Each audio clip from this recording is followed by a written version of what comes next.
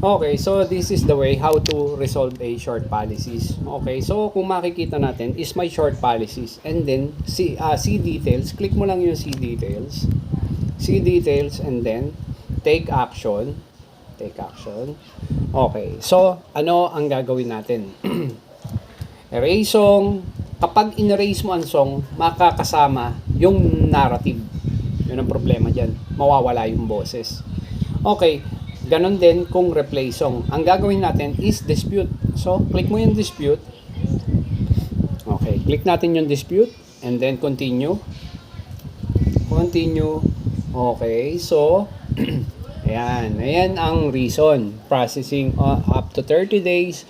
Pero malilinis natin yan in just a few minutes or few days. Okay, so tignan mo, basahin mo, itaas mo siya. Basahin mo yung nasa baba. What to expect? Fill out the form. Okay, so ayan yung mga dapat mong gawin. Submit dispute, review the claimants, and final outcome. So click the continue. Click continue. Okay, so ayan. Ano ang mga nangyari? I own the copy. Syempre, hindi sa'yo. I'm not making money from the videos. Okay, so ilalagay natin copyright exception such as fair use. Okay, click. Okay, then continue. Okay, so details. Continue. I believe, i-check mo muna yung I believe yan. I believe that the video, ayan. Okay, so continue. Kasi, maikli lang naman yung video mo. Okay, so ayan. Okay, so ang pupuntahan natin dyan is entertainment. Click mo yung entertainment. Okay, so nasa entertainment siya. Okay, dito. Why is your use of the claimant content an example of fair use? So, punta ka kay ChatGPT. ChatGPT. Okay. New chat. New chat and then, sabi mo kay ChatGPT na generate a short dispute letter about copyright content. Copyright. Copyright. Yung W. Tanggalin mo yung right. Yung W. Copyright. Yan. Copyright content. Generate a short dispute letter about a copyright content that my video created is under fair use.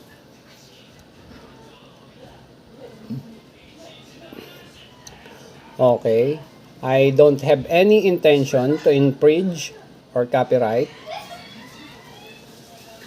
Any intention to infringe the copyright. And I use the music. Only a few seconds.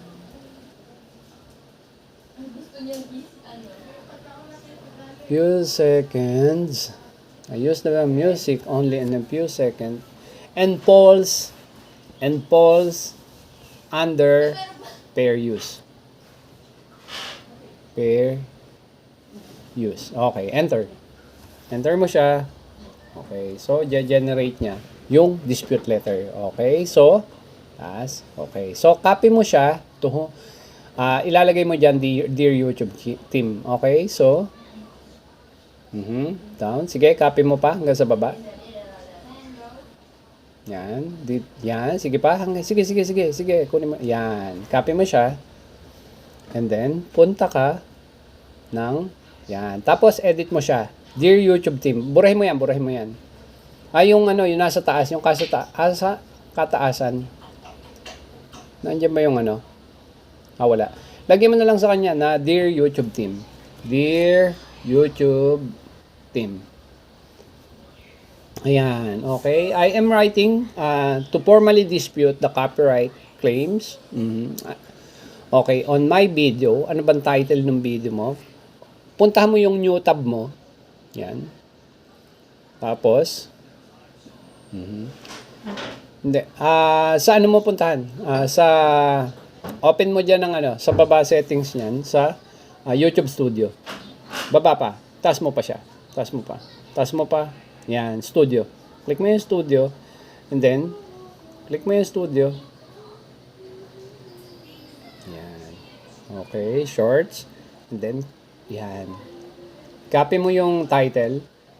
Tanggalin mo yung wag mo isama yung hashtag Yan. Copy mo siya. Yan. Edit mo siya, burahin mo siya. Paste, okay.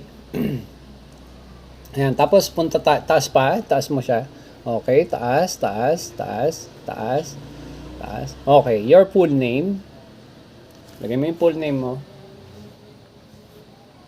And then, yung handle mo, or yung URL ng ano mo. URL ng video mo. Punta ka uli doon sa YouTube Studio mo. View your channel. Doon sa view your channel. Doon sa maliit na icon ng profile. Profile mo, profile picture. Yan. Tapos view channel. View your channel. Click your channel. And then sa your channel, and then yan URL. Yan, copy mo siya lahat. Yan, copy mo siya, paste mo siya diyan. Kulang yata 'yon. Digal ba yung apelyido mo, tama? Okay. Akala ko digital. Sige, okay. Tapos, balik tayo doon. Okay, email address mo. Kung may email address ka. Okay. Pero alam naman ng YouTube na kung ano yung mo. And then, submit. Click mo yung submit. And there we go. Check mo lahat yan. Check. And then signature is your name. Your name. Yan. Kapag nalagay mo na your name and then submit. Okay, submit. Okay, there we go. Yan. So, close. Ang kwan lang doon is mariresolve na yan in just a few minutes. Sometimes matagal, pero ngayon, alam mo na, marunong ka na kung paano mag-dispute. Yan lang yung gagawin in a very simple way na hindi ina-apply ng iba.